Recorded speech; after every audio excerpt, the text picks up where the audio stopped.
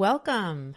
I'm Dr. Angela Mazza, a thyroid, endocrine, and metabolism specialist with an integrated practice here in Central Florida. As our listeners know, my goal for this podcast is to define and demystify thyroid gland and thyroid-related medical conditions. By providing information in an easy-to-understand format, I hope to help patients better understand the ways in which their bodies work and to help them thrive. Dawn Sheffield, my friend and co-host, and your longtime patient, is here with me again for today's episode. Welcome, Dawn. Thank you. I'm so happy. Episode 43. So I was thinking people might wonder, well, why are you so celebratory on episode 43? Maybe you should wait till 45 or 50. But it just seems special to have gotten this far, and sometimes it touches my heart.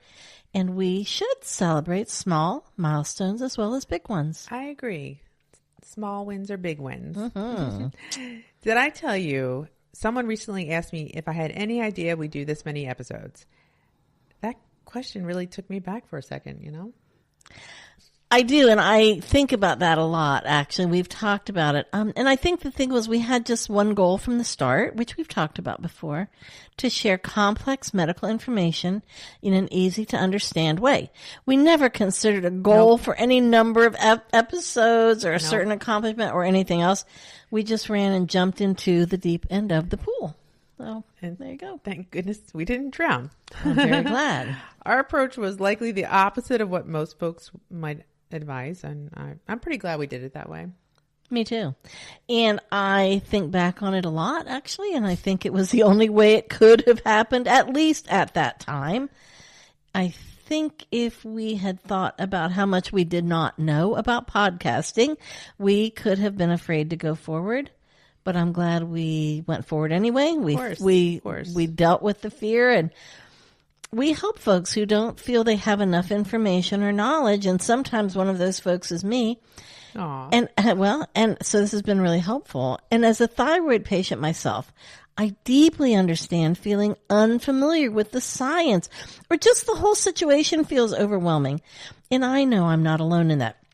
A friend of mine said to me, "How can I ask good questions of my doctor when I don't know what I don't know?" Wow, that's like really philosophical. Yes, it was. That's correct. But I do agree. We don't know what we don't know.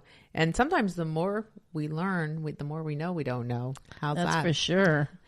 What drove us back then and what drives us today is the chance we have with every single episode to touch the lives of folks who may need crucial information, and to help them know what to ask their own healthcare providers about their health. And that brings me to, we have a listener question. Yay. So let's tackle that before we dive into our topic today. So the question is, I had a total thyroidectomy in December 2000 at age 21. I'm now age 46. I was taking levothyroxine. So levothyroxine is T4. So our listeners remember. 150 micrograms since the time of my surgery until April 2024. In April, we discovered that I was hypothyroid with a TSH of 18. She gives levels of a T4 of 6.5, a free T4 of 0.99, which isn't bad. Free T3 of 2.18, which is fairly low. So back to the question. I had no changes in my diet. My doctor did check my micronutrients, that's actually pretty good, and discovered my zinc and selenium levels were low. I'm surprised. Kudos to the doctor. I'm very surprised. Well done. Since that time, we've been on a journey to get me back into normal ranges. My resting heart rate has been elevated. I wonder if there's a connection. Also, I am perimenopausal. Could perimenopause affect my thyroid levels? The past year has been hard. I had prolonged extra stress as I was taking care of my elderly mother. Thanks for any discussion you can offer.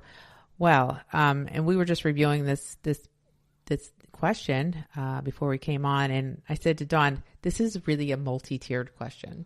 So, a couple things. Now, sometimes our doses of thyroid hormone replacement, especially if you had a total thyroidectomy, you're essentially really relying upon everything you take as far as thyroid hormone replacement. And, weight changes are going to affect our dose. Absorption is going to affect your dose too if you start having issues with absorption at the level of the gut. So that can require you to need more thyroid hormone replacement. And oftentimes when we are going up on levothyroxine, remember, levothyroxine's T4 has to be converted to T3 to be active. Sometimes when we go up on the T4, it can cause palpitations. Even if your TSH is still high, it's a factor of you're not converting over quite well to T3. And maybe you're converting over to reverse T3. And that's fairly common when we're dealing with stress. So stress is cortisol. Cortisol is our stress hormone, and that really impacts the way our body converts T4 to T3. And that can cause us to have palpitations on levothyroxine. So sometimes changing to a more steady absorbed dose of thyroid hormone replacement helps. Sometimes changing to a combination of T4, T3, like a desiccated thyroid extract like NP thyroid or Armour, or just adding in some T3 rather than just going up on the T4 helps out. But remember, stress plays a huge part. And then you add in perimenopause, and perimenopause adds a whole nother level of complexity to our symptoms. And oftentimes it's difficult to distinguish what are symptoms of perimenopause aside from hypothyroidism. So to answer your question, yes, perimenopause and changes in estradiol can affect a thyroid hormone, but also stress can. So you might want to think about not just going up on the T4, but checking for absorption, especially since you had some micronutrients that were low, and maybe consider adding in some form of T3. So that is a great question. I think that was a long answer, but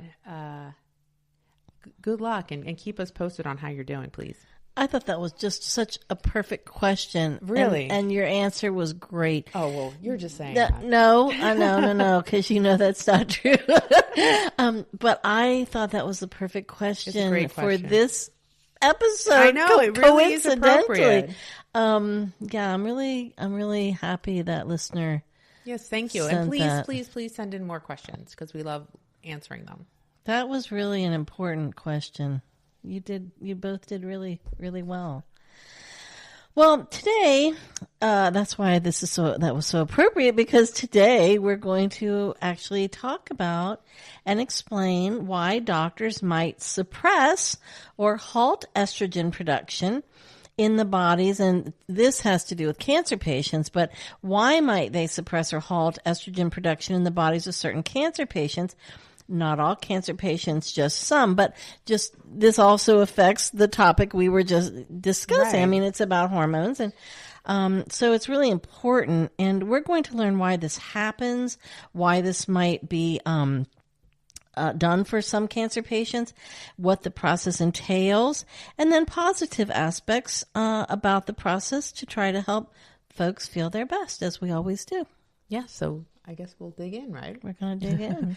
So first I want to define a few terms. So cancer, the big C word, it's very scary, but we always talk about on the show, it's important to identify in order to make it less scary. But basically cancer is defined as cells that proliferate in an uncontrolled and abnormal way. So they don't listen to the signals to shut off. And they can invade surrounding tissues or spread to other parts of the body. So some cancers, not all, are considered estrogen-driven. An estrogen-driven cancer is one that uses estrogen as a signal to grow and divide more rapidly. These cancers tend to be hormone-sensitive types, like certain breast cancers and endometrial cancers. Just as a reminder, estrogen is a naturally occurring hormone made in the body. It's a very important hormone. It's a crucial hormone in that it regulates menstrual cycles, supports bone health, brain health, mood, plays an essential role in just metabolic function in general. So to better explain this topic, we're going to create a fictional patient who has a cancer that is estrogen driven. This fictional patient is not yet in menopause. So unless it is medically induced, as we're going to talk about today, menopause is an entirely natural process in which the ovaries gradually stop producing estrogen and progesterone, leading to the end of menstrual cycles. So symptoms may include hot flashes, night sweats, sleep disturbances, mood changes, vaginal dryness. We'll discuss this a bit more in a moment, but it also kind of ties into ongoing metabolic and cardiovascular health. But generally, if you're not menstruating for at least 12 consecutive months, you will no longer be able to get pregnant. No guarantees on that, though, but obviously see your own healthcare provider to be sure and find an expert to talk about how you can feel better. But our menopause years can be a complex time to navigate. There's a lot going on. We might have adult children still living in our home, or we may be what folks call empty nesters. We may find other options to be a mixed blessing. And we may also be very involved in the care of other or older family members. So a lot can be going on from a social situation. Some find their menopause lives to be very liberating and fulfilling. They might be able to better focus on themselves, their careers, travel, relationships, personal interests. This can be a very deeply fulfilling time. And I know that sometimes folks wonder, why is it called menopause, when indeed menstruation is not paused, but no longer going to happen at all after some point?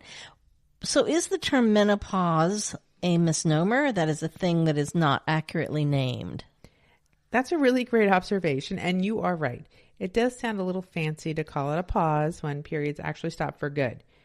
The word menopause actually comes from the Greek, men meaning month, like menses, and pausis meaning pause or cessation.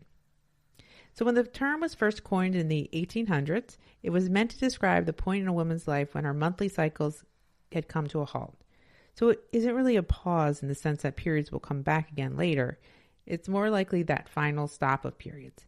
That's why some people consider menopause a bit of a misnomer. What we actually mean is that menstruation ends permanently after 12 months that are consecutive without a period. The pause in the name stuck, even though it's not a temporary break. So while the terminology might be a little misleading, it has become the accepted medical term to describe this natural life stage. Now, I would be remiss if I didn't also acknowledge that menopause can come with its own set of challenges. For many women, some of these symptoms ease over time, but they can still be pretty disruptive in the moment. As I mentioned, hot flashes, mood swings, fatigue, vaginal dryness, changes in skin or hair, even unexpected hair growth in new places that you didn't want hair, right? All of these can show up. Great.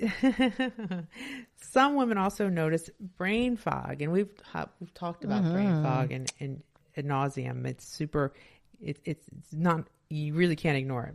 Trouble sleeping or shifts in their sex drive or libido. And it's important to remember not every woman experiences these changes the same way. In fact, while some people do report a decrease in libido, others may find that their interest in intimacy increases once they're freed from concerns about daily responsibilities of earlier years. So menopause really is a very individual experience with challenges, yes, but with also new possibilities. Estrogen really is a multitasker in the body, which is why its drop during menopause can feel so dramatic. It's not just about periods. Estrogen helps regulate your body temperature, so when it dips, those hot flashes and night sweats can kick in. It also works with brain chemicals like serotonin, which is why mood swings, anxiety, or even low motivation can show up. Estrogen keeps our bones strong and our skin, our hair healthy. So with less of it, women may notice more dryness, thinning hair, changes in skin texture. It even plays a role in sexual health by supporting vaginal tissues and lubrication. So it can actually prevent from things like, believe it or not, urinary tract infections. So when estrogen levels decline, the ripple effects can touch almost every part of our daily life. And unlike a medically induced menopause, the natural onset of menopause, which you were just discussing, is generally a relatively slow and, as I said, natural process. And by that, I mean it is not going to happen overnight. Exactly. Natural menopause doesn't usually happen overnight. It's gradual. We usually have that transition in perimenopause. Perimenopause starts for someone, late 30s, early 40s, through actual menopause, and that's average age is 51. But for most women, it's a gradual change. So during that time, the ovaries start slowly producing less estrogen and progesterone, and that shift shows up in all sorts of ways. So that's when you start getting irregular cycles, hot flashes, mood changes, even some start of sleep struggles. Eventually, when it's been that full year without a period, that's when we officially say menopause has occurred. So yes, it's more of a slow evolution than a sudden stop. And understanding that timeline can really help women feel more prepared and less caught off guard. But doctors can use medication to artificially suppress, that is, to lower or stop estrogen production with estrogen-dependent cancers when that's necessary to do. Right, right. So when a person has an estrogen-dependent cancer, doctors may need to accelerate that process of estrogen depletion, like menopause, but much faster and medically induced, in order to quickly halt the body's creation of estrogen. So not slowly and relatively gently, like that, the way nature intended, but it's done pretty rapidly to save the patient's life, to literally starve an estrogen-dependent cancer of its fuel as quickly as possible. And I assume nature prefers to take the slower, more gentle path to allow the body time Right. to acclimate, to get used to the changes that are coming, to let the body get used to diminishing but not completely absent estrogen, and to gradually adjust how our brains, bones, and metabolic functions work in this new hormonal landscape. Right. It's almost like the body is designed to ease into this shift. So giving us a little time to recalibrate to lower, though not entirely absent, estrogen. That slow transition is very different from what happens when menopause is brought on suddenly through medical treatment. And I should add that that transition is different for every woman. So some women say they don't have any issues, and some women have a ton of issues. But when you stop estrogen overnight, it's quite a different story. And we were talking actually earlier about doing it medically in various ways, but there is a surgical connection if someone were to have, say, a total hysterectomy, Right. something like that. Yeah. So It's like that's sharp. very sharp. I'm not sure if this is the right term to use, and I am not claiming to having invented it, but for some reason I tend to use the term de-estrogenize. And by that I mean the medical process of suppressing or repressing a body's natural process of estrogen production. And as for why estrogen production would be suppressed or halted in the body of a patient with an estrogen-driven cancer or tumor, Okay. is it? I guess I should say a cancerous tumor. You can have that makes tumors that aren't cancer. That's a good point. Yes. Yeah.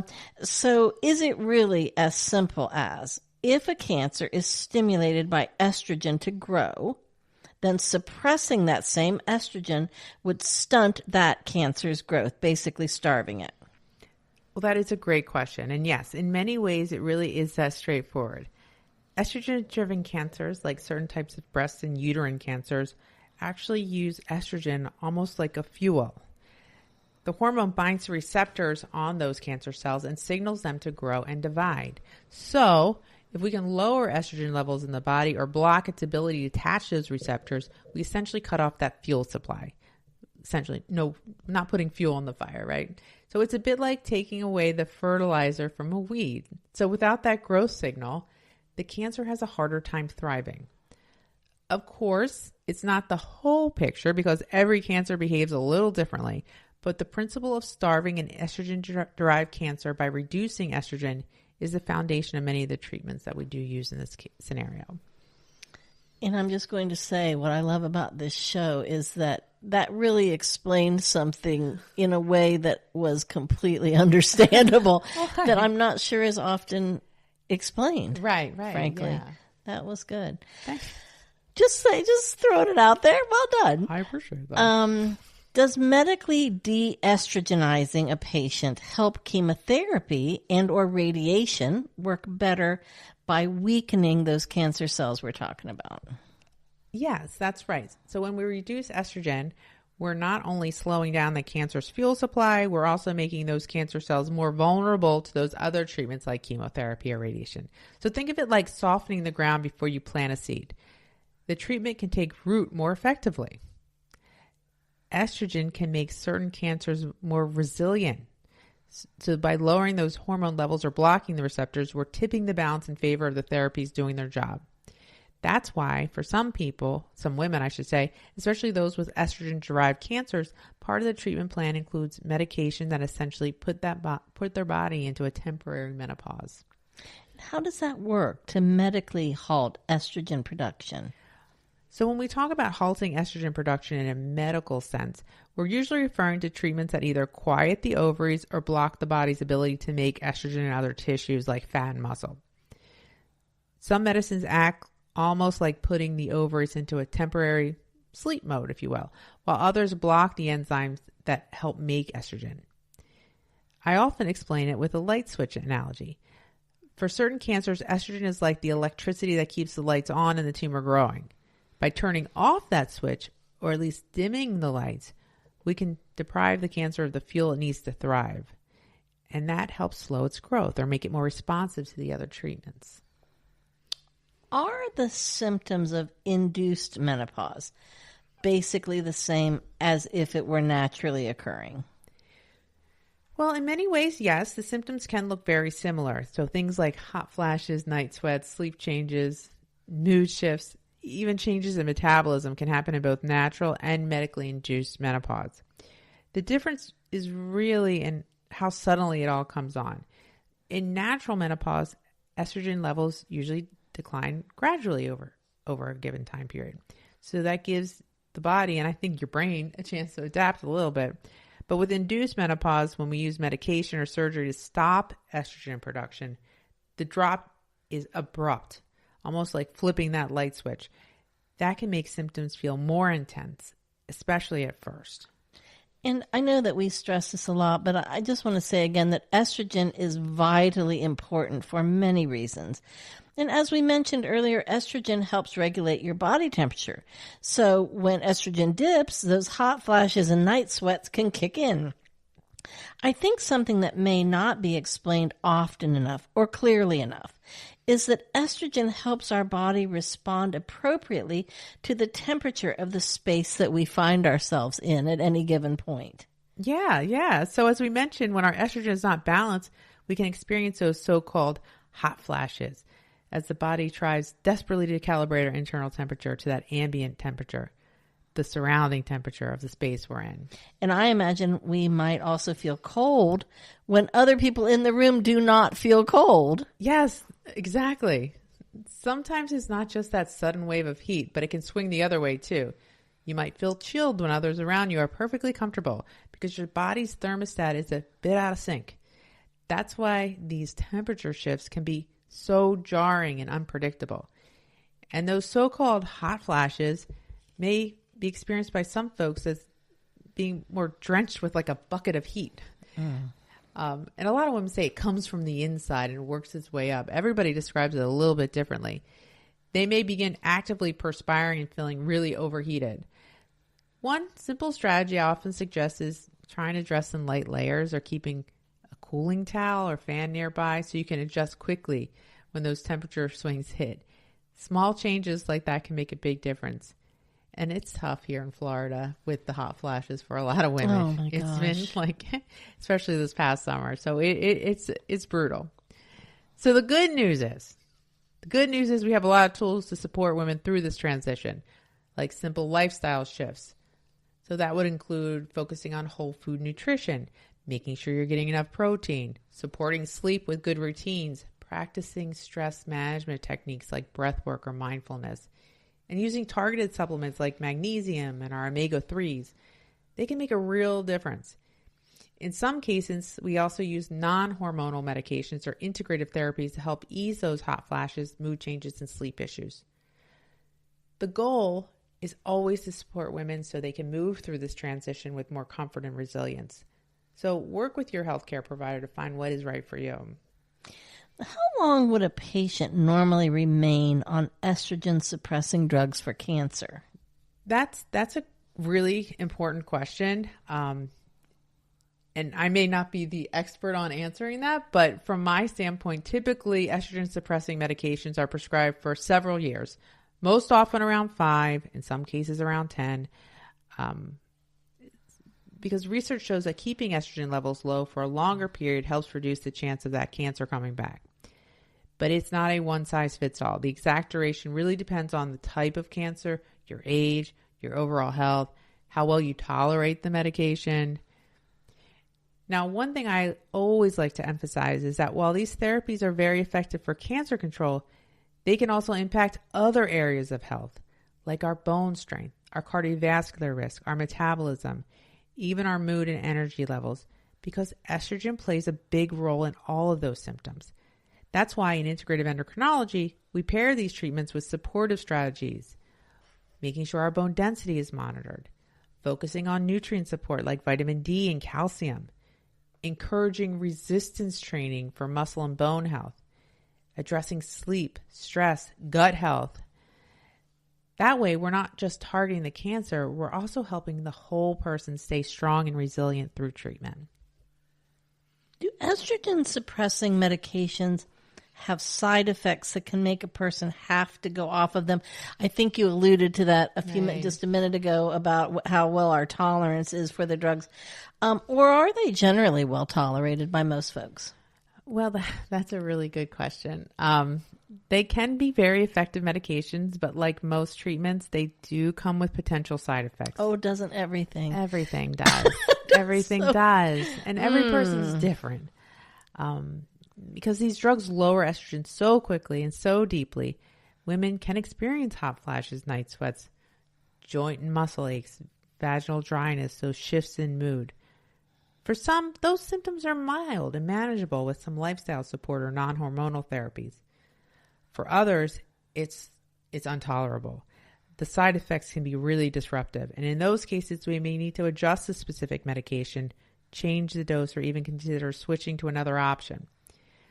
So, while many women do tolerate them very well, it's super important to have an ongoing conversation with your care team to make sure the treatment plan is both effective and sustainable for your overall quality of life. If it's affecting quality of life, you really need to have that conversation. And to reassure anyone listening, if one medication isn't a good fit, it does not mean you're out of options. We have tools and strategies to make you feel comfortable while staying on track with your cancer treatment. I was thinking too about our main topic on this show overall is thyroid health. And so I was curious about how do estrogen suppressing drugs and natural menopause affect thyroid function? Great question. I am finding a lot of little gems. I'm lucky like to bring today. It back to thyroid, yeah. What? So estrogen and thyroid hormones are closely connected. So when estrogen levels drop, whether that's naturally in menopause or more suddenly with estrogen suppressing medications, it can affect how thyroid hormones move and work in the body. For example, estrogen normally increases a protein that carries thyroid hormone in the blood. So it's a binding globulin.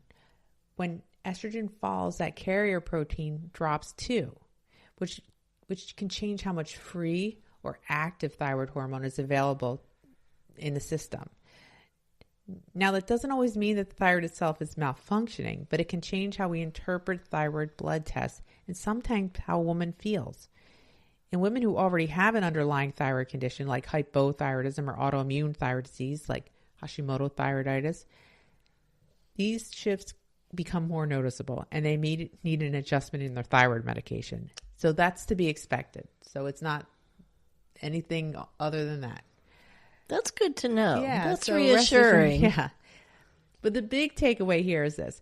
If you're going through natural or medically induced menopause, it's really important to have your thyroid labs checked regularly because balancing both hormones together, so that's estradiol and thyroid hormone, is often the key to feeling your best. They go hand in hand. I don't think I've ever heard anyone talking about that. It's super important. It's obviously crucial. I assume our fictional patient is really concerned at this point, worried about being suddenly thrust into menopause, which they were not in to begin with. In this episode, we are covering a very serious topic, right, but we are also all about health span versus just a long lifespan. We want a long life, of course, but also a really good life, feeling well and strong for as long as possible. So we always like to focus on the positives of any situation we're talking about, and particularly this situation, not just the negatives. And as it turns out, there are a lot of positives. Right. So I was really happy about that. Focus on the positive, we do. Yeah. It's not an easy thing to go through, for sure. No. I mean, your body goes through a ton of changes. But being able to suppress estrogen production in a patient with estrogen-dependent cancer can give that patient a chance to live a long and happy life. But how can a patient help themselves feel better during this process to help negate any of those downsides of either intentional estrogen suppression or even in naturally occurring menopause, if they are in one of these situations? So that's the question. What can we do about it? Well, we can't always control that drop in estrogen, but we can focus on the things that can help our bodies adapt and thrive. It's really about looking at the whole person, mind, body, and spirit, putting tools in place that support resilience during this transition. So here are some goals to consider working toward, always in partnership with your healthcare provider, of course, to help ease the effects of being de-estrogenized. So the first one is spiritual practices, whether it's prayer, meditation, gratitude journaling. Having a daily ritual can anchor you when symptoms feel overwhelming. Yoga or gentle movement. So yoga helps with flexibility, balance, stress release, but it can also improve sleep and reduce hot flashes in some women. Community, staying connected to family, friends, and support groups reminds you that you're not alone, and that sense of belonging is a powerful medicine. We've talked about that in the blue zone. That's right. It is a powerful medicine. Yeah. So exercise, regular movement, especially resistance training and walking, supports that bone health, our heart health, and our mood. Nutrition, so important. Focus on whole, nutrient-dense foods like colorful veggies, quality protein, and healthy fats to support hormones, metabolism, and energy. Sleep. It says the sleep leader over here. Sleep is so important. I'm doing my best with it, yep. So prioritize a calming bedtime routine. Keep your bedroom cool. Limit those screens before bed to help keep your body at rest. Stress management. So tools like breath work, mindfulness, or even a few minutes of deep, quiet breathing can calm your nervous system. Creative outlets. So we're both fans of hobbies. So I like to crochet. Dawn likes to sew. But whatever your hobby is, painting, music, gardening, can bring joy and reduce stress in ways that can feel nourishing. Most certainly. Yeah, it's the best. So time out in nature. So simply just getting outside, walking, looking at nature can improve mood and lower stress hormones. And those so important self-care rituals. So even small practices like taking a warm, relaxing bath, a massage, just setting some time aside for yourself. Remind your mind and body that you deserve care and rest. So each of these pieces may feel small on its own, but together they create a foundation that makes the transition through menopause, whether it's natural or medically induced, more manageable and more empowering. So I also recommend our series on longevity, episodes 34 and 35, because those are good guidelines in general for health and happiness. So I wanted to create this podcast to provide life-saving education and to encourage folks to see a doctor in time to prevent or minimize damage. That's deeply fulfilling.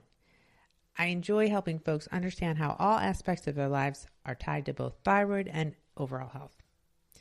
As always, my goal is to help us live more fulfilling lives by taking control of our health and thus feel our best. In fact, that's why I went into endocrinology.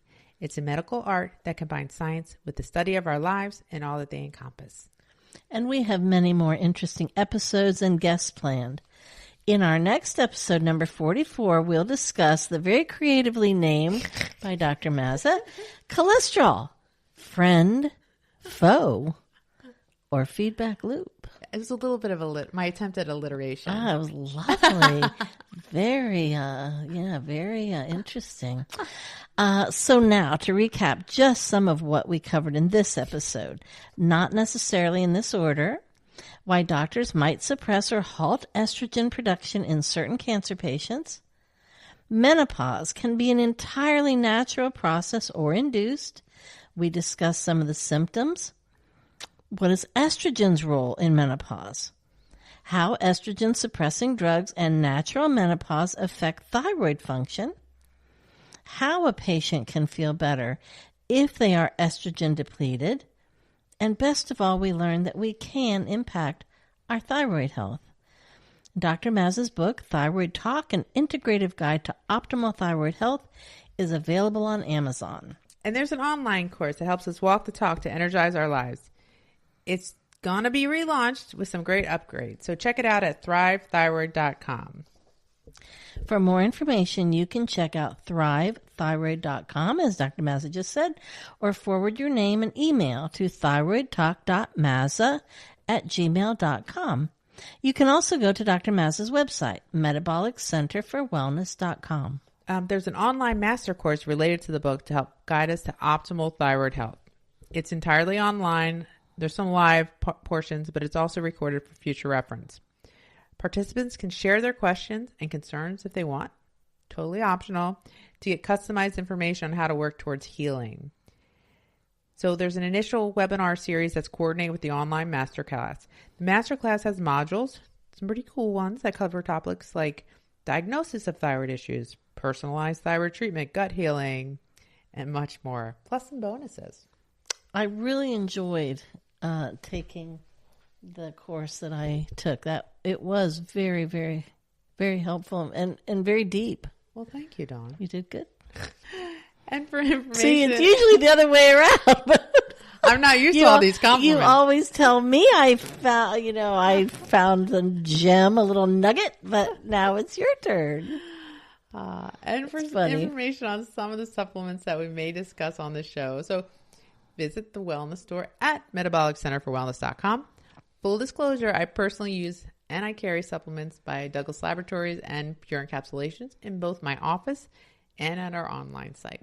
So please, please, please stay in touch. Check out my YouTube channel, the website at metaboliccenterforwellness.com, as well as Facebook and Instagram. And send the questions. Send the questions. Yes, send them. We love them.